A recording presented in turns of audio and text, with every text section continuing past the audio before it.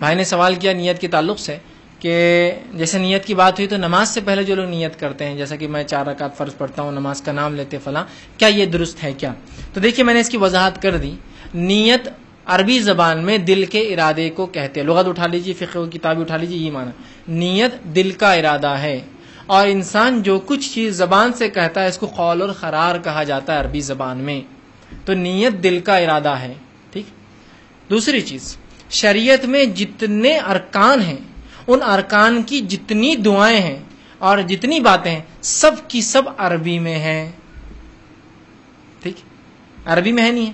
کیا ایسا کوئی ایک دعا ہے جو آپ بتا سکتے ہیں آپ نے فارسی میں سکھائی، سنسکرت میں سکھائی، ہندی میں سکھائی، اردو میں سکھائی؟ نہیں. اگر کوئی کہے نہیں نیت کا معنی یہ ہے کہ زبان سے الفاظ ادا کرو، تو میں پوچھتا ہوں میرے بھائی، اگر یہ واقعے میں رکن ہے، حصہ ہے نماز کا ایسی نیت، تو مجھے عربی میں اس کے الفاظ بتائیے. میں نماز پڑھتا ہوں 4 رکعت ظہر کی واسطے اللہ کے پیچھے سے امام کے، منہ میرا کعبے کی طرف ہے، اس کے عربی الفاظ بتائیے. اسلام میں ہر کام ارکان عربی میں ہے نا، تو اس کے عربی الفاظ دیجیے مجھے. چل لائیے، چیلنج ہے، عربی الفاظ لائیے. دنیا میں چل جائے نہیں بنی. ہاں بنا سکتا کوئی عالم بیٹھ کر، لیکن اس کی بےخوفی ہوں گی، سنت سے پھر وہ حدیث سے ثابت نہیں ہوں گے الفاظ، ہے نا.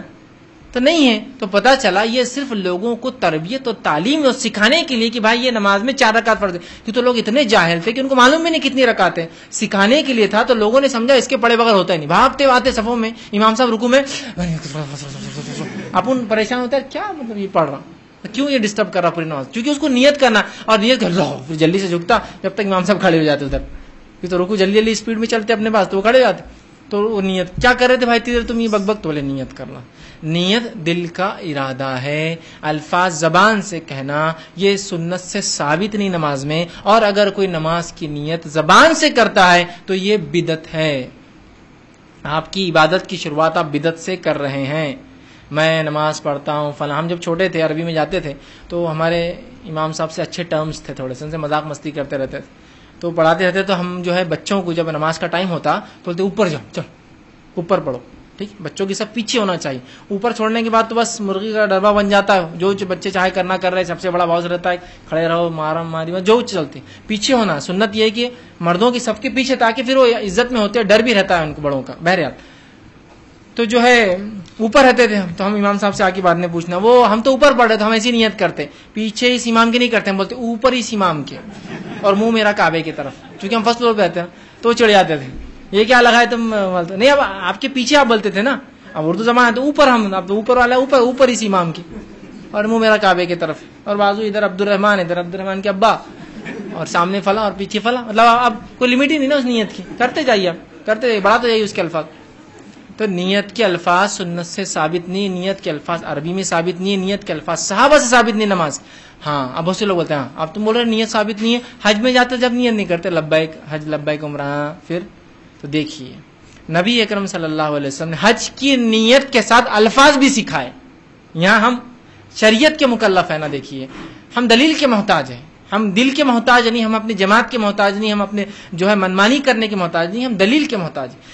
آپ صلی اللہ علیہ وسلم نے جہاں حج کی نیت سکھائی وہیں اس کے الفاظ بھی سکھائے. تو جہاں نبی نے کیا تو کریے نا، اس میں کیا حرج ہے. لیکن جہاں نبی سے ثابت نہیں، آپ ہر جگہ لگائیں گے کہ پھر نیت کو، اور ہر جگہ نیت کے الفاظ لگا دیے گئے، جوڑ دیے گئے. یہی معاملہ صرف نماز کا نہیں ہے، روزے کی نیت. اب رمضان آ رہے ہیں، روزے کی بھی ایک نیت بنا لی گئی. ٹھیک، روزے کی نیت بنا لی. ہاں روزے کی نیت بولے عربی میں، دیکھو اب عربی کا چیلنج میں یہاں نہیں کر سکتا. نویت ان اصوم غدا للہ تعالی من فی رمضان، اور یہ اور وہ الفاظ الگ الگ آتے ہر جگہ.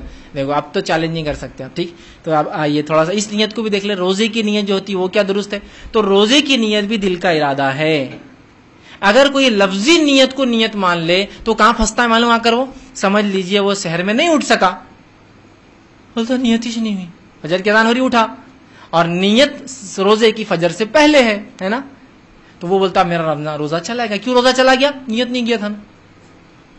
اور اگر نیت دل کا ارادہ ہے تو سوتے وقت کر کے سو جائے، صبح اٹھنا ہے شہر میں فجر، اب سوتے بھی پڑا رہ گیا نہیں اٹھ سکا، فجر میں سیدھا بھی اٹھا، روزہ رکھ سکتا ہے، کیونکہ سحر فرض نہیں ہے روزے کے لیے. آتا کہ سن لیں صرف تو نہیں بولے. اس کے تو الفاظ ہیں. اب اس کے الفاظ دیکھیے، نویت ان اصوم غدا، میں نیت کرتا ہوں کل کے روزے کی. بنانے والے کو بھی شاید عربی نہیں آتی تھی، تھوڑا سا یہاں مار کھا گیا بیچارہ، تھوڑا سا مار کھا گیا.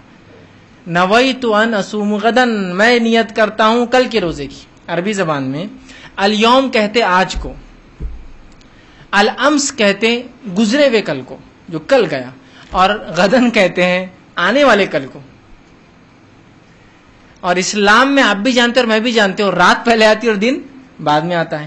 رمضان شروع ہوتے تو پہلے تراویح پڑھتے، پہلے روزہ رکھتے، تراویح پڑھتے، مغرب کے بعد تراویح ہوتی اور پھر روزہ ہوتا. تو رات پہلے، تو رات جو پہلی آتی ہے وہ اس دن کی رات ہوتی ہے.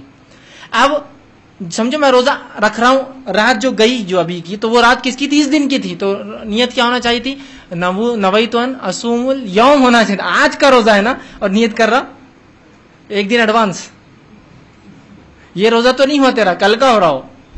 مطلب پہلے روزہ تو مار کھائی جا رہا اپنا کیسا بھی کل کی، اور پھر کل آ رہا تھا، اور کل تو کبھی آتا ہی نہیں.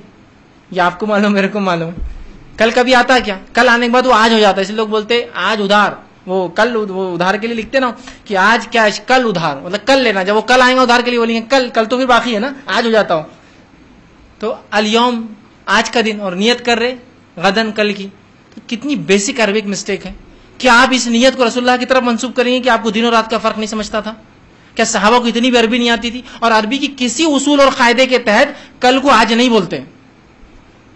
کچھ اصول ہوتے ہیں جن میں کچھ الفاظ میں وسعت ہوتی ہے، چھوٹے سے لے کر بڑے تک استعمال ہوتا ہے. جیسا مولا ہے، مولا غلام سے لے کر رب تک استعمال ہوتا ہے عربی میں، کیونکہ اس کا معنی ہوتا ہے مددگار. تو نوکر بھی مددگار کرتا ہے آپ کا، غلام بھی مدد کرتا ہے، اور اللہ بھی مدد کرتا ہے. اس کا مدد کرنے کا اپنا انداز استاد کے مطابق، اس کا مدد اس کی استاد کے مطابق. تو یہ وسعت ہے اس لفظ میں، غلام سے لے کر رب تک جاتا ہے لفظ. لیکن غدن میں کوئی وسعت نہیں ہے کہ آج سے لے کر کل تک ہے. غدن کل تو کل ہی ہے. سمجھ رہے؟ تو بیسک مسٹیک ہے اس کے اندر، سمجھنے کی ضرورت ہے.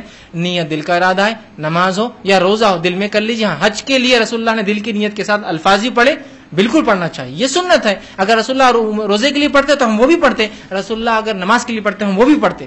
ہم بیر نہیں کر رہے ہیں، لیکن دلیل ہونا یاد رکھیے دنیا شریعت میں ضروری ہے، ورنہ پھر بہت سارے مشکلات میں ہم پھنس سکتے ہیں. تو نماز کے لیے آپ کو صرف دل کی نیت کرنا ہے، اور یہ کافی. آپ نماز کے لیے آپ سمجھو ظہر کا وقت آ رہا ہے، آپ لوگ یہاں سے اٹھیں، مسجد گئے، وضو کرے. کس لیے وضو کرے؟ نماز کی نیت دل میں ہی ہے نا، آٹومیٹک نیت ہے. نماز کو آئے ظہر کی، اور مسجد میں اس لیے تو آئے نا، وضو کر کے کھڑے، یہ کافی ہے. اس کے لیے اسپیشل کوئی الفاظ ثابت نہیں. اور نیت کا معنی ہی دل کا ارادہ ہے. الفاظ بولنا خول اور قرار ہے، نیت پر پکڑ نہیں ہے، خول اور قرار پر پکڑ ہے. سمجھا؟ تو نیت کرنا ہے، الفاظ ادا نہیں کرنا ہے. کسی نے ایک سوال کیا